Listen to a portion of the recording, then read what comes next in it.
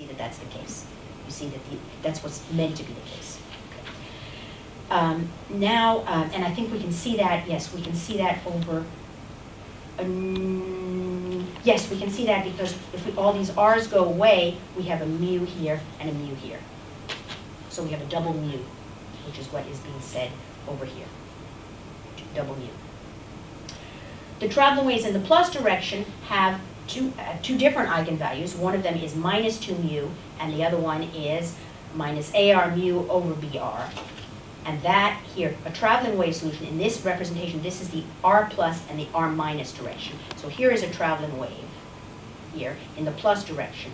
And the fact that we have arrows pointing inwards tells us that in the R plus direction, the eigenvalue is negative. So that's like a minus 2 mu over here. It's negative. You're contracting. You're stable in the R plus direction. And perhaps, I mean, there's different cases, but perhaps this thing here is positive. It's telling you that in the R minus direction, you are positive. You are leaving that direction. That's what this arrow is telling you. That's what this picture is.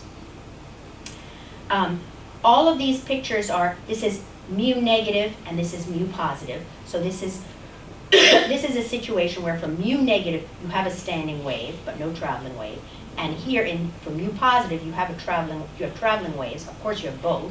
That was what you said before, and no standing waves. So this picture here, this top row corresponds to this situation.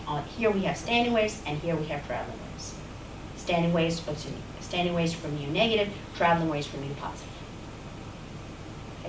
And then we have other situations. Here we have nobody, and here we have stable standing waves and unstable traveling waves. And that is the situation that we have, let's see, which one was it? Yes, stable standing waves and unstable traveling waves. Here, mu negative, mu positive. Mu negative, mu positive.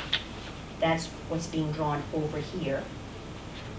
In the last picture here, we're drawing nobody, except the origin, and here stable traveling, unstable standing, and that is where in this picture, stable traveling, unstable standing. So we have drawn, in those pictures here, we've drawn this and this, and this and this, and this and this. And one of the exercises, to do the exercises, is to draw those same pictures for these three cases here. And you actually don't really need to do any calculations for it because it's all been done here by the pictures. You just copy those. Okay? So these three cases, 1, 2, 3, 4, 5, 6, are 1, 2, 3, 4, 5, 6. Okay, now, it seems to me what could be happening here is but I'd like to make sure, this is the hardest thing. What does this picture represent? What are these things? What are these arrows? What are these axes? What does this mean? I would like to entertain, but I can't help to explain this to you because I know it too well. So I would like to see if anybody can ask a question that can elicit this. I would like to know if people have questions about how this thing here corresponds to this thing here and what its relationship is to calculations like this and then eigenvalues like this, and all that. I'd like, yeah, can anybody ask a question? I would like somebody to ask a question. Because I'm sure that this did not just enter you as though you had been seeing these things since forever. I have been seeing these things since forever, so I cannot find the words to explain better than what I've done. So some of you question asking people, please.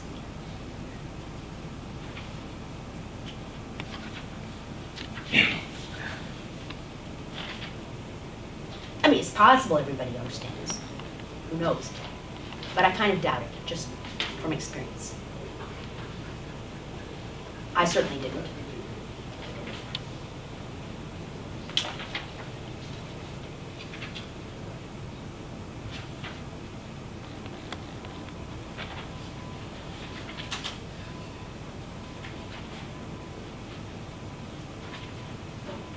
Okay, let me ask a specific question. You recall these pictures here, toward. You recall these pictures here. Do you see any contradiction or not contradiction between these fluid dynamical convection pictures and those diagrams that we just did? Is there, does this seem compatible or incompatible with those pictures, with those diagrams?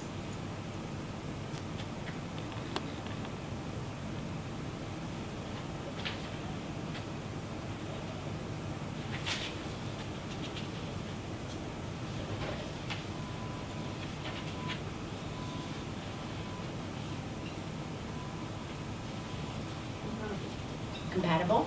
Okay. Say again? Because there was only one initial condition? Yeah. In, Okay, so you're taking one orbit on the diagram towards either traveling wave or standing. okay, so let's get back to this. You're saying that depending on the initial condition, say here, you'll either go to traveling wave or standing wave. Right? Okay, well this I agree with, that's true, that's true. And yes, anybody else have anything to say, whether true or false?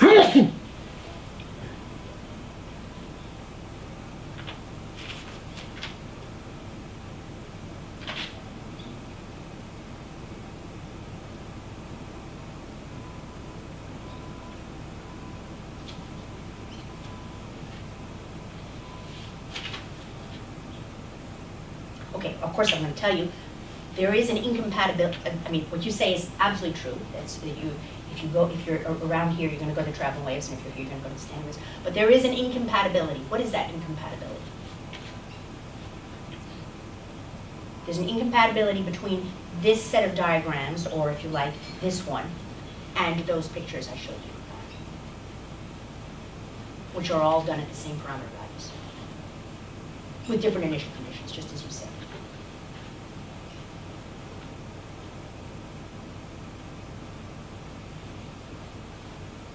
You ever suggested that one stay? Yes, exactly. I have these, according to these pictures, only one solution can be stable. And here, I am showing you, that's why I said the same parameter values, I'm showing you two different solutions, standing waves and traveling waves, and I added when people were talking, with the same parameter values, I have both standing and traveling waves. That's incompatible. I should have only one stable solution. So that's indeed true, but the answer to that is that these standing waves are only slightly unstable. And it is possible, we're in this case, as it happens. They're only slightly unstable, and they will stay there for a while, long enough for you to make them smile and take their picture before they become traveling waves.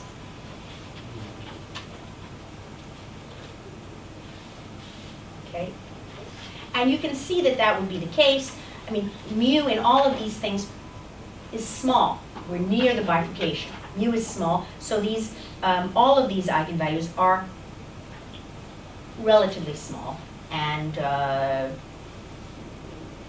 although it's unstable, it's not all that unstable, but that's exactly right. Okay. Okay, so okay, we can talk more about symmetries a little bit. Yeah, we're not going to do this thing here. Let's just talk a tiny bit more about symmetries. Let's go back to this picture and just do something qualitative. Let's talk about this spatio-temporal symmetries here. Okay.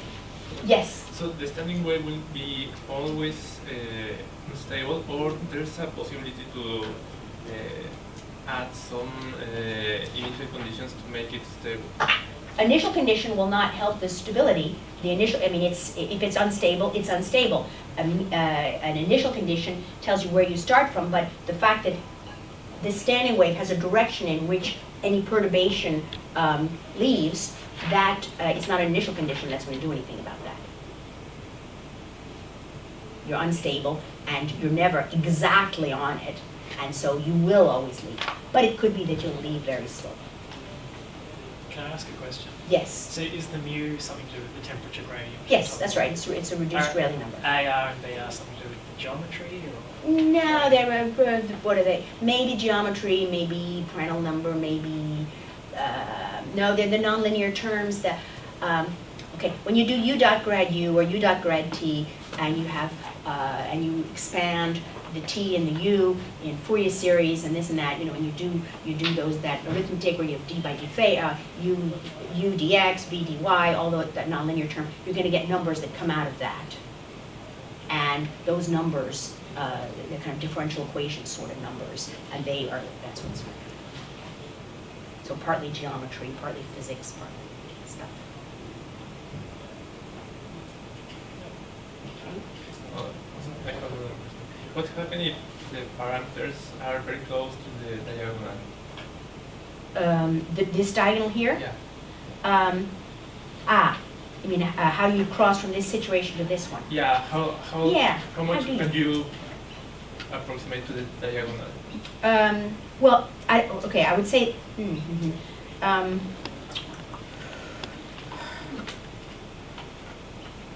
I'm sorry, and why are you asking specifically about the diagonal? Why aren't you asking about a different, being close to?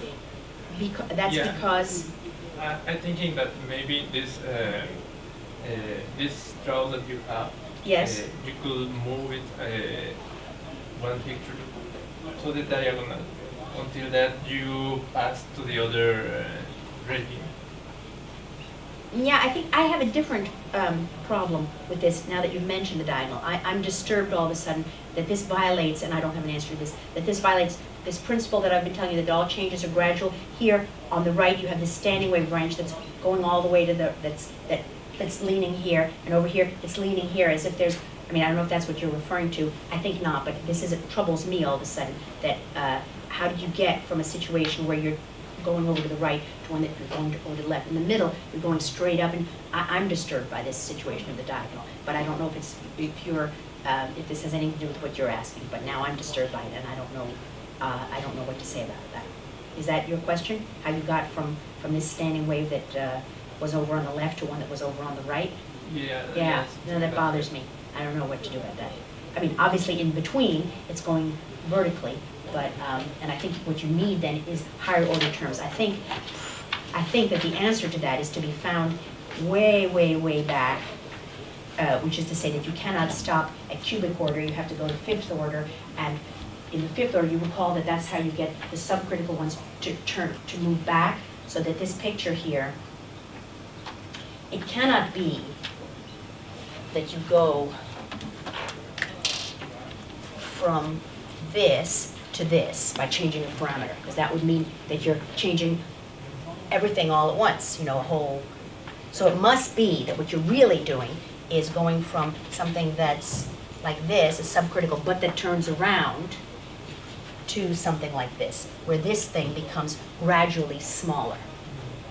That's how it must be. It must be that there is a fifth order term here that has this standing wave branch turning around back this way, and that as you go from between here and here, that piece of it here gets smaller and smaller. I don't know if that's what you were asking, but that's the question that came to my mind. And similarly here with the traveling wave one, it must be that it is actually that this picture doesn't stop here, but goes around like that. It does do this if you only have the cubic terms, but you need the fifth order terms, I think is the answer to the question I'm asking, perhaps the one you're asking. Any more questions? Yeah, one more question. And thank you for asking all these questions. Yeah, which is the standing wave and the traveling wave appear in the same time for the system?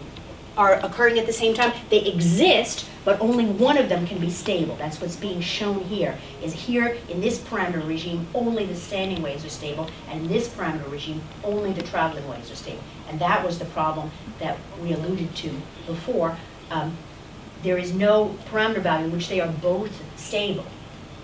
Yeah. I said they were weakly unstable. Yeah, question is, will this exist in the same time?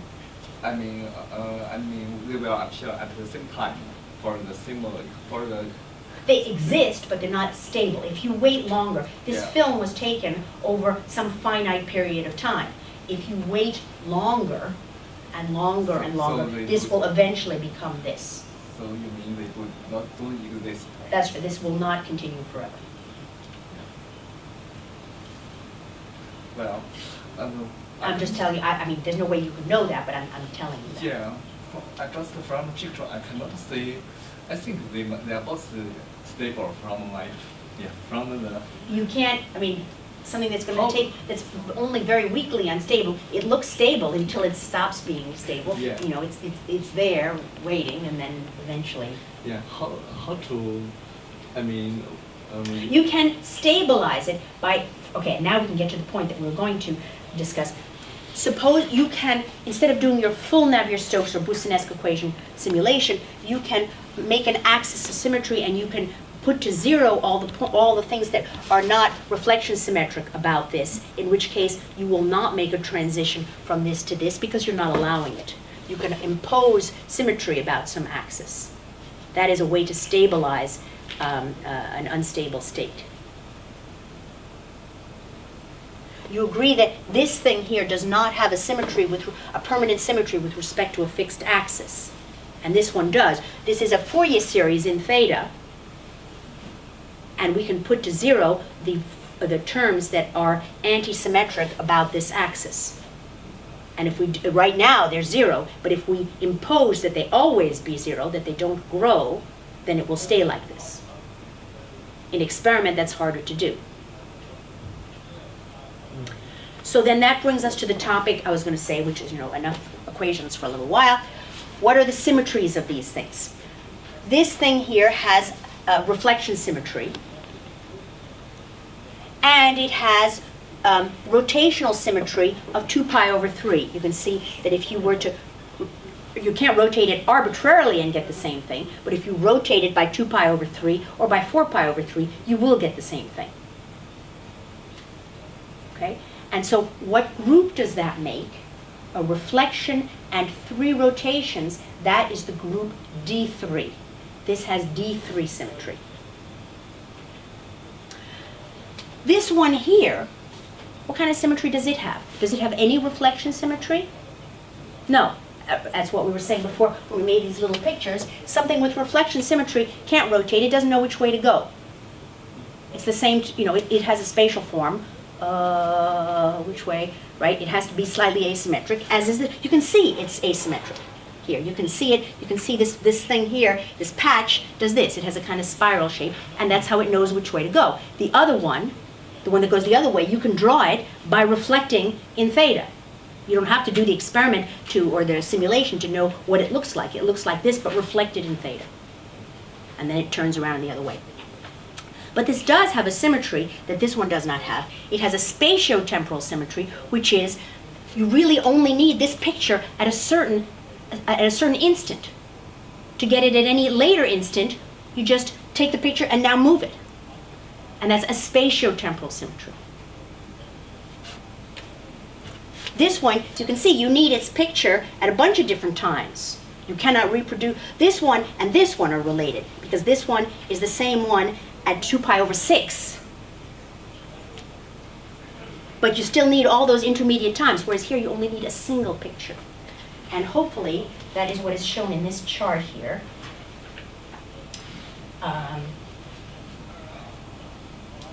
Not quite, there's not the 3 there, but it's something like this. So let's define another symmetry operator, which is called time translation, which is let's look at our field a little later. And traveling waves, they have this spatio-temporal symmetry, which is if I look a little later, that's like doing a rotation. That's what this is saying. And the standing waves don't have that symmetry. They have certain spatial symmetry. They have the reflection symmetry. And they also have, they have reflection symmetry. We saw that by this. But they also have another symmetry, which is this and this are opposites of one another. Right? Okay, and that, it's not just in this case. This is always the case. These are general properties of standing ways and traveling ways. Everything that we've done, you can imagine these pictures, and these pictures, and these equations over here have nothing to do with convection. To get those values of A and B, you might need to do things with the actual equations. But all these are completely general principles that are true regardless of what the physical system is that you're looking at. The only thing that you put in here is rotation and reflection symmetry. This is true for anything, you know, magnetohydrodynamics or solid mechanics or anything. It is merely geometry. And this is very powerful. Sometimes people say, well, how did you come to these conclusions? What do you mean there's also something going clockwise and counterclockwise? I didn't tell you the equations. This is elasticity. You know nothing about elasticity. You don't need to know about elasticity to know that going right and going left are the same. That's something that transcends that. Okay, so let's see. There's one more thing I'm going to say, and then I'm going to stop. And that is, okay, so we're going to skip all this. And this is a picture, this group table. Okay, you recall we already looked at one group table, and that was here. This was for Z2. That's the simplest, okay, the simplest group table just looks like this, I. The next simplest group table looks like this, I kappa. Okay, let us look at a nice group table for the group D4. D4, that's the symmetries of a square. So the square, yes, there are 4 different rotations if you count the rotation by 0, right? And these are them. So rotation, we've drawn it in, here we could have symbols. This is the identity, this is rotation by 2 pi over 4, twice 2 pi over 4, 3 times 2 pi over 4. Okay, and that's shown in these colors. And this is just a permutation, then each row is a permutation of the first row. Now, there's the reflection, kappa. And what this is showing is that, excuse me, there are 4 different reflection operators. And you know that for a square, you could be doing, for a square, you know you have this reflection, or this reflection, or this reflection, or this reflection. A square is symmetric about all of those things. So there are 4 different reflections, but you don't need all of those reflections in your symbol table because each of those reflections is the product of any one given reflection. Just choose one. Let's choose this one. And a rotation. So you see that here. That's what's being represented here. We have one that we've called kappa. And the other reflections are called not kappa 1, kappa 2, kappa 3, kappa 4, but are called kappa times rho squared, and kappa times rho cubed. Each of those is one of those reflections. And you can generate, okay, these are called generators of a group. You only need 2 generators for this group, which are rho and kappa. With those 2 symbols, you can make all of the elements of the group. And then you have the rules, of course. You take rho to the power 4, and you're back to the identity. Rotation by 2 pi over 4 times brings you back to the identity. And you know already, we saw this, that rotations and reflections don't commute. So you'll see that from the fact that if you do this rho and this kappa, you get kappa rho. But if you do rho and kappa over here, you get kappa rho cubed. They're different. This is not the same as, and you see that probably geometrically by the fact that I don't know, by this red thing does this, and this red, I don't know. But anyway, you see this nice picture here. You see it all pictorially. That's what D4 looks like. And so you see several properties. One of the properties that you see is that all of the reflections, of course, what you're seeing in this property is you do any reflection with any other reflection, and you have the identity, right? And you see that here. That's the fact that you have all these E's down here, and that's all these orange things here. And you also see that if you do any reflection, and not necessarily its own self, not that same reflection, but a different reflection, you get out the reflection. You no longer have a reflection, you have some rotation. If you do a reflection and then a different reflection, that is equivalent to doing a rotation. If you do 2 reflections, you get the reflection out of the system. It no longer looks backwards, but it's not where it was initially. It's moved. And that's what it's telling you over here. You have something that's a rotation. and not a reflection. The dark ones live here, and here are light ones. So if you, okay, so one last thing here is that there exists a concept for those that are in math. Is there anybody here still in math, or did the math people go away? You're still in, okay. So do you know, okay, because now I think this is something that probably only, you know, you've heard of quotient group? I'm telling you, again, my usual thing of let's go far away and not put our glasses on. This thing here looks like the table for Z2. You have something that's like the identity, meaning it has no reflections. You have something here that has some reflection. You have two reflections. You do a reflection and a reflection, and that gets rid of the reflections, and you're back to rotations. If you can't see very well, this looks like the Z2 reflection. And there is a mathematical meaning to that. There is a mathematical meaning to taking this D4 and dividing by the rotations in some sense and being left with the reflections. There is a sense in which you can consider all of these to be one element, this to be one element, and then you have a two-element group. And that's called the quotient group. And it plays some role in this kind of stuff. And that's all I have to say. And so I will see you Tuesday.